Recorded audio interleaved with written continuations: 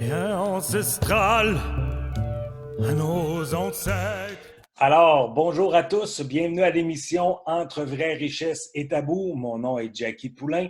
Je suis auteur, compositeur, interprète depuis une trentaine d'années et je compose depuis que je suis tout jeune. Vous pouvez prendre connaissance de ce que je fais à jackiepoulain.com. Bien important, Jackie, je l'écris avec un Y. Qu'est-ce que l'émission Entre vraie richesse et tabou? C'est une émission où j'ai la chance de m'entretenir avec différentes personnes de différents milieux pour discuter d'une question de fond qui est comment redéfinir nos vraies valeurs dans un monde en bouleversement et de comprendre la place de la spiritualité. J'ai la chance d'échanger, d'avoir des opinions, des visions, des approches différentes sur cette question de fond-là.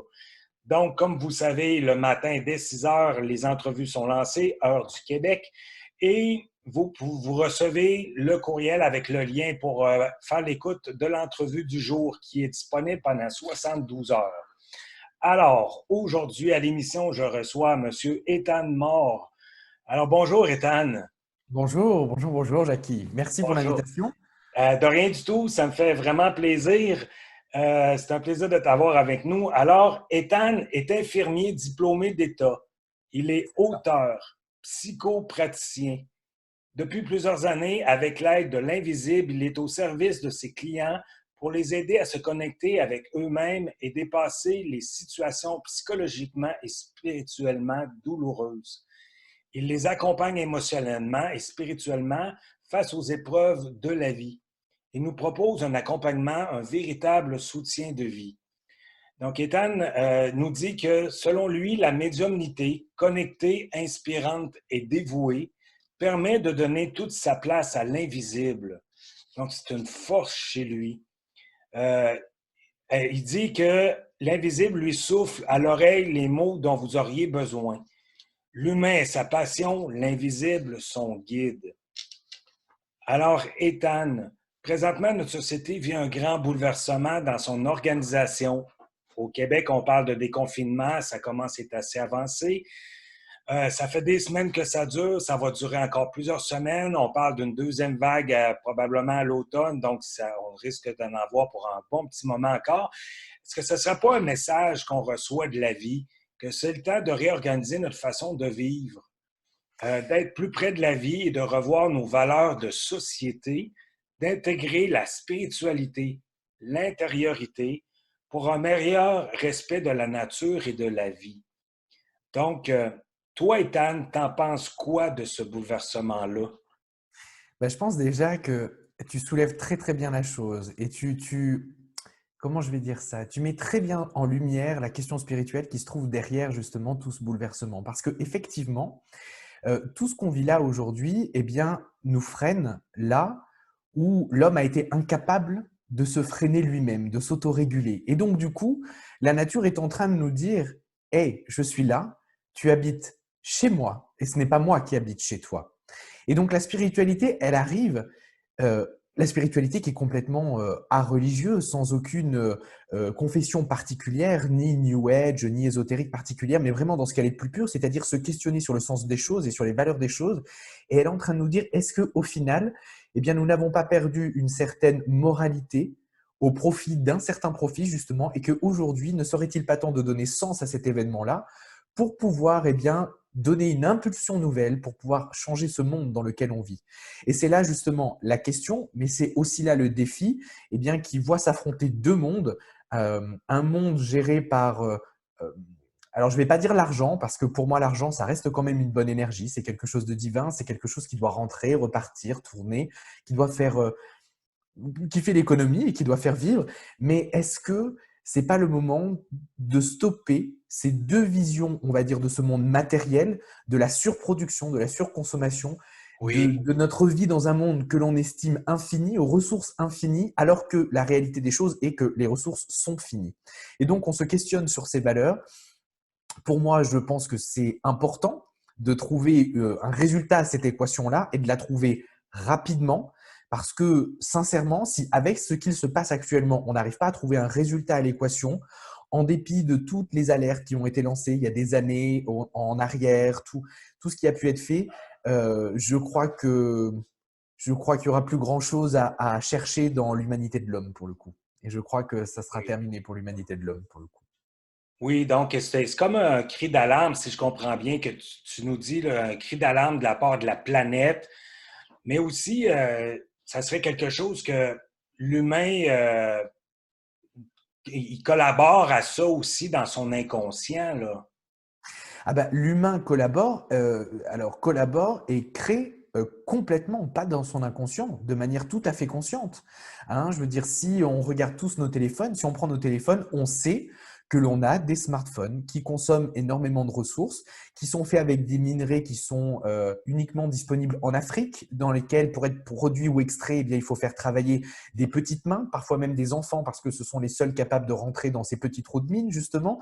Et pour Oui, autant, ça ne nous empêche pas de continuer à les acheter. Donc, nous sommes conscients, mais nous continuons. Nous sommes conscients de la surproduction et des méthodes. Alors après, c'est peut-être un petit côté, je ne suis pas végane, mais c'est peut-être un petit côté défenseur des animaux, en tout cas, qui ressort. Mais on est conscient de la demande mondiale, on va dire, de viande, et peu importe d'où elle provient. Mais on a une fâcheuse tendance eh bien, à mettre des œillères pour oublier et ne plus se souvenir et perdre ses repères, ses valeurs quant à comment cette viande est faite, comment est-ce que cette viande est produite. Et on en revient exactement à la même chose que tout à l'heure, c'est cette dichotomie entre la morale et eh bien, ce que l'on fait. Ces deux choses qui sont complètement séparées et qui normalement devraient être complètement alignées. Donc, dans ce oui, sens-là, on a perdu nos valeurs. Et ce qui se passe actuellement, c'est que de plus en plus de gens, grâce à l'information, grâce au numérique, par exemple à ce que tu fais, là, actuellement, là, eh bien, il y a oui, de plus en plus de gens qui s'éveillent. Alors, quand je dis s'éveiller, c'est pas ésotérique, c'est pas New Age, mais c'est qui se reconnectent à la réalité de la chose, à la simplicité. Et la simplicité, on a eu l'impression que pendant un temps, c'était un terme très péjoratif, mais la simplicité, faire son jardin, cultiver ses légumes, reprendre conscience de ce que la terre peut nous offrir si on travaille avec elle et non pas à ses dépens. Donc, c'est plein de petites choses qui sont en train de se remettre en place, mais la oui, question, c'est est-ce que l'on est assez nombreux encore aujourd'hui? Est-ce qu'on a atteint le point de basculement pour faire changer les mentalités? Ça, c'est la question. oui. Mais comment on peut arriver à cette balance-là, à ce retour à l'équilibre, un équilibre plus sain pour la planète, pour les individus? Oui, il y a des façons de le faire en créant des débats, justement des émissions, en parler, partager nos expériences et tout ça, comme toi, tu le fais de ton côté. Mhm. Mais comment, dans notre société, en tant qu'individu, on peut collaborer à ce changement-là? Ben, on peut se collaborer déjà premièrement en réfléchissant sur sa pratique quotidienne, en recherchant le sens dans sa pratique quotidienne, par exemple sur une chose toute bête, sur le tri des déchets. Le tri des déchets, c'est quelque chose de très simple, alors que l'on fait en France. Je pense qu'aussi au Québec, vous le faites, je Oui, pense, pour le coup. Mais si par exemple on se trompe de poubelle pour un déchet, on va se dire, oh, bah, c'est pas grave. Une idée de prise de conscience, c'est de se dire que ce déchet dont on s'est trompé de poubelle pour le mettre à l'intérieur, il va finir dans un sac poubelle et ce sac poubelle sera soit incinéré, il va dégager des tonnes de CO2 et autres fumées nocives, ou soit il va être enterré et il va rester des années là où il est enterré justement. Et si on reprend conscience du cheminement de chaque chose, là à notre niveau, pour notre génération, alors on peut faire évoluer sur le moyen et long terme. Sur le court terme, ça me semble un peu compliqué pour le coup. Sur le court terme, à mon sens, il n'y a qu'une seule chose, c'est ce que j'appelle le grandiose. Ce qu'on est en train de vivre, cette crise du coronavirus, cette pandémie, c'est ce que j'appelle du grandiose. C'est-à-dire quelque chose de tellement énorme qui nous dépasse tous et toutes que ça oui, ne peut faire qu'une seule chose, c'est-à-dire nous contraindre. Parce que l'être humain n'aime pas être contraint. L'être humain aime être libre. Il aime découvrir ses propres oui, limites, ses propres valeurs. Et l'être humain a pris l'habitude d'être un petit peu maître de tout. Et là, avec cet événement grandiose qu'on est en train de vivre, alors grandiose, j'y mets des guillemets, on est bien d'accord, hein, mais avec cet événement ou de grandeur, on va dire ça plutôt comme ça, ou d'ampleur, il est en train de nous contraindre à se dire non, mais là, c'est terminé. Il faut faire différemment. Et pour faire différemment, il faut donner du sens. Et du sens, découlent les actions. Je pense qu'après, il faudrait mettre en place des actions dans tout ce qui va être l'enseignement et faire rentrer cette démarche, on va dire, de réflexion, de spiritualité. C'est ça la spiritualité, c'est réfléchir sur le sens des choses, sur non pas forcément la morale, mais sur le sens de toute chose, et les valeurs qu'on veut en dégager, les concepts qu'on veut en dégager. et c'est pour ça que ce n'est pas tant éloigné de la philosophie, pour le coup. On peut y trouver des zones d'intersection entre les deux. Et je pense que si cette matière était enseignée ou abordée dans les programmes d'enseignement, eh bien, ça permettrait aux jeunes qui arrivent, aux nouvelles générations, eh bien, de grandir beaucoup plus en conscience et d'avoir les bons outils pour pouvoir se poser les bonnes questions. Est-ce que ce que je fais est bon, non pas simplement pour moi, mais quelle est la valeur que je donne au groupe? Quelle est la valeur au groupe que j'appartiens? Quelle est la valeur que je lui donne? Est-ce que je continue de me voir comme un individu unique ou est-ce que je me vois comme un individu unique, certes, mais qui appartient à un groupe, à une masse et pour laquelle il y a des obligations, il y a des droits, mais il y a aussi des devoirs pour pouvoir faire fonctionner et assurer la pérennité justement de ce groupe. Oui. Mais je comprends dans ce que tu dis aussi que on dirait que ça revient beaucoup au collectif, au corporatif, des choses comme ça.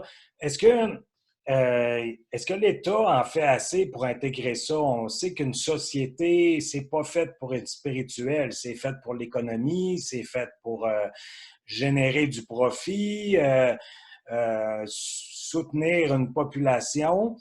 Mais est-ce que nos sociétés en font assez pour intégrer ça justement à notre éducation dès notre jeune âge? Je sais que toi, de ton côté, tu as un projet personnel dans ce sens-là.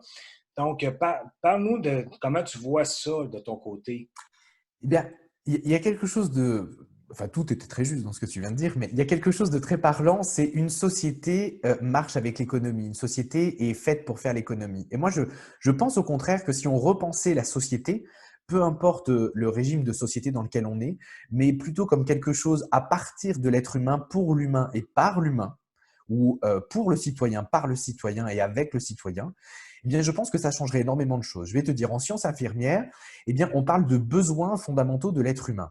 Ce sont les 14, on appelle ça les 14 besoins de, par exemple, de Virginie Anderson. Il y a plusieurs modèles différents. C'est Oui, une pyramide avec différents niveaux. On part du bas qui va être boire et manger, se protéger, protéger ses téguments. Et puis on monte, on monte, on monte. Puis il y a un moment, il y a un besoin qui s'appelle croire.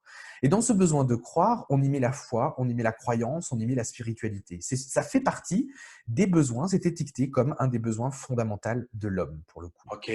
Aujourd'hui, la société répond à certains de ces besoins, mais pas à tous les besoins. Et je pense que tant que cette pyramide des besoins ne sera pas complète, eh bien, on ne pourra pas créer une société de l'homme par l'homme, justement. Donc, à un moment, il va forcément falloir que l'être humain, eh bien, reprenne peut-être le pouvoir sur le modèle qui existe déjà pour pouvoir penser un nouveau modèle, peut-être beaucoup plus en adéquation avec notre 21e siècle, avec les défis majeurs d'aujourd'hui et Oui, avec surtout les outils que le 21e siècle peut offrir.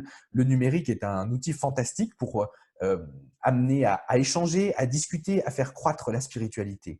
Et oui, comme on disait tout à l'heure, si la spiritualité eh bien, pouvait rentrer dans les programmes scolaires ou au moins dans le parcours des universités, eh bien, ça serait quelque chose d'extraordinaire. À ce titre-là, j'aimerais créer, on est en train de réfléchir en tout cas pour créer ce qu'on appelle un diplôme universitaire de soins infirmiers en accompagnement spirituel et émotionnel. Parce que aujourd'hui, on le voit encore dans les structures de soins, même si les soignants eh bien, se forgent leur propre expérience après des années et des années de pratique auprès des patients, eh bien, lorsqu'on est jeune infirmier, lorsqu'on est jeune médecin, lorsqu'on est jeune aide-soignant, eh bien, on se trouve souvent bien démuni pour répondre à ce besoin spirituel que les gens ont, qui n'est pas oui, un besoin inventé, mais qui est un vrai besoin reconnu, mais qui n'est pas pris en compte. Donc, il existe des formations sur l'accompagnement et la fin de vie, mais tous les patients ne sont pas en fin de vie. Tout le monde n'est pas en fin de vie. Et la spiritualité nous concerne tous, que l'on soit, je dirais, patient dans une structure hospitalière oui, ou kidam en bonne santé dans notre vie de tous les jours, pour le coup. Et aujourd'hui, eh bien, on vous dit, allez consulter un psychologue pour le coup. Sauf que le psychologue n'est pas formé justement à ces questions spirituelles. Alors, on voit au travers le monde comment on va appeler ça, des petites tendances ou des courants qui sont en train de commencer à émerger, qui s'appellent les courants transpersonnels, donc tout ce qui va au-delà de l'homme pour le coup. Et on va s'intéresser à l'âme, on va s'intéresser au guide, on va s'intéresser aux réincarnations, à toutes ces choses-là. Mais oui. les problématiques, c'est que ce courant transpersonnel, eh bien souvent, il a un engagement ésotérique ou New Age ou religieux derrière. Il est Et étiqueté. exactement, il est étiqueté. Et donc, du coup, dans la mesure où il est étiqueté, il ne respecte pas la première base, la première approche de la spiritualité. La spiritualité, elle se doit d'être libre, d'offrir à la personne les moyens de se questionner et de trouver ses propres réponses, et ensuite libre à lui d'aller vers le courant, on va dire, qui lui plaît, mais ou qui lui parle, ou qui vibre avec lui. Mais la spiritualité ne dit pas dans son fondement, tu dois croire en ceci, tu dois croire en cela, ou c'est comme ça que ça se passe lorsque l'on meurt. Non, je pense qu'on a tous une vérité qui nous est propre, et que chacune de toutes ces petites vérités, si on les mettait toutes ensemble, eh bien, on aurait certainement la grande vérité universelle. Mais pour l'instant, nos vérités individuelles ne sont pas mises en commun, donc voilà, on Oui. reste dans le flou. On reste dans le flou. Ben oui, c'est exactement. Mais justement, moi, je vois un peu une dualité. Il y a une dualité qui persiste là, entre le monde moderne qu'on vit et un monde plus spirituel, ouvert. Pourquoi il y a comme une confrontation? Est-ce qu'un empêche l'autre ou il n'y a pas de pont qui est créé? Ben, je pense que c'est comme un espèce de cercle vicieux, si tu veux. C'est-à-dire que le monde ésotérique, New Age, n'étant pas reconnu, parce qu'à l'intérieur, effectivement, on va trouver des choses qui vont être euh, très farfelues. Il y a des choses qui vont être empruntées à des courants psychanalytiques, des choses qui sont comment dire, des agrégats, quelque chose de très syncrétique entre différents courants, et puis on en a inventé quelque chose de nouveau. Mais même si c'est inventé dans les mots qui sont utilisés, ça parle aux pratiquants justement de ce courant-là. Mais je pense que par manque de reconnaissance, par manque d'écoute, et surtout par manque de place dans le paysage religieux, on va dire ça, ou spirituel, et bien donc du coup, il y a comme une espèce de confrontation qui se fait avec une pluralité des courants de pensée qui s'ouvrent. Et vu qu'on est dans quelque chose qui n'est pas dogmatique, contrairement à la religion qui impose, vu qu'on est dans une certaine liberté, eh bien la liberté permet la multicréation, alors que le dogmatisme euh, enferme mais organise d'une certaine manière. C'est Oui. pour, c'est pour ça que le New Age peut parfois donner l'impression de partir un petit peu dans tous les sens pour le coup, et d'avoir à l'intérieur des croyances qui sont complètement contradictoires, ou des mythes ou des légendes qui vont avoir des racines différentes pour le coup, ou communes, mais qui vont diverger lorsqu'on va avancer dans le temps.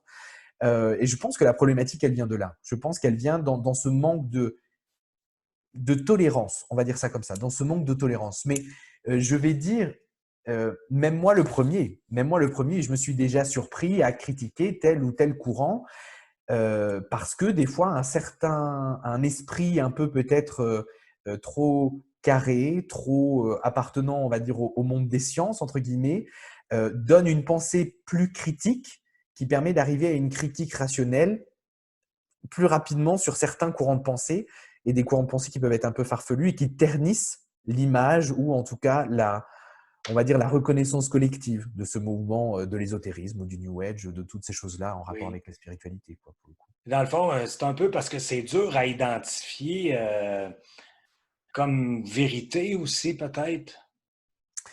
Oui, oui, mais si on fait par exemple un parallèle avec la Bible ou la religion catholique par exemple. La Oui, religion catholique, ou même peu importe la religion qu'on peut prendre, c'est on y croit ou on n'y croit pas.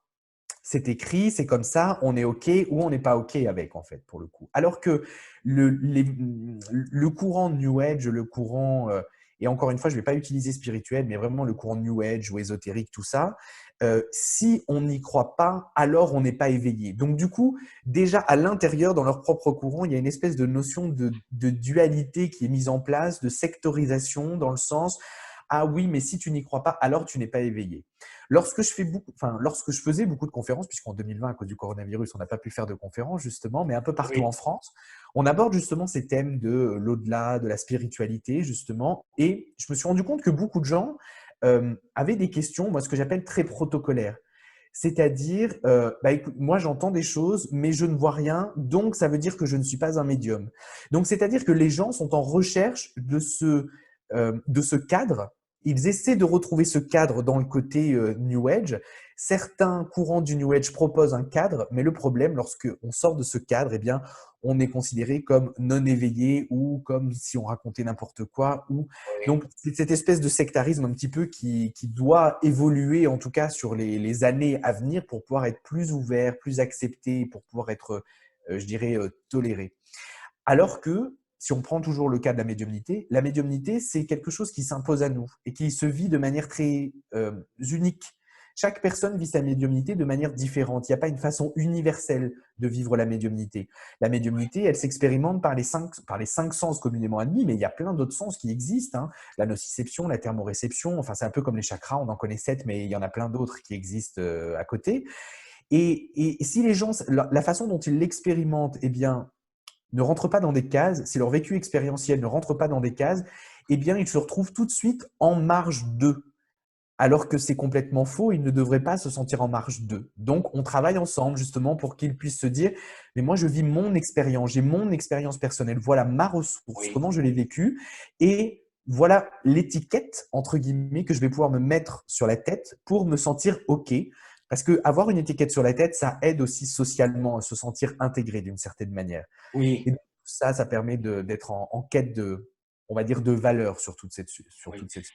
Je pense que toutes ces sources-là, les noms qu'on peut leur donner, la spiritualité, New Age, médiumnité, je pense que la plupart des choses comme ça, on trouve leur essence dans le moment présent, dans ce qui nous entoure, de ce qu'on reçoit présentement, c'est-à-dire s'ouvrir à nos sens, un peu qu'est-ce que tu disais tantôt. Mais déjà, le temps file, on est déjà presque à 21 minutes 30. Ah ben, Ça passe tellement vite. Écoute, Ethan, si tu avais à nous parler, de nous dire un mot de la fin, qu'est-ce que tu nous dirais? pour le mot de la fin, je dirais, vous devez accorder de l'importance à votre expérience. S'inspirer de l'expérience des autres, c'est beau, ça inspire, Oui, et c'est un des buts de la vie, d'être inspiré. Mais être inspiré ne veut pas dire faire comme. Être inspiré veut dire intégrer pour pouvoir s'en servir et pour pouvoir à son tour créer quelque chose. Mais créer quelque chose qui ne soit pas ni une copie, ni quelque chose qui ressemble à quelque chose, mais quelque chose qui soit simplement en accord avec soi-même et qui soit simplement soi. oui. C'est un beau message, l'émergence de l'être. Merci beaucoup, Ethan. C'est un beau message que tu viens de nous dire là.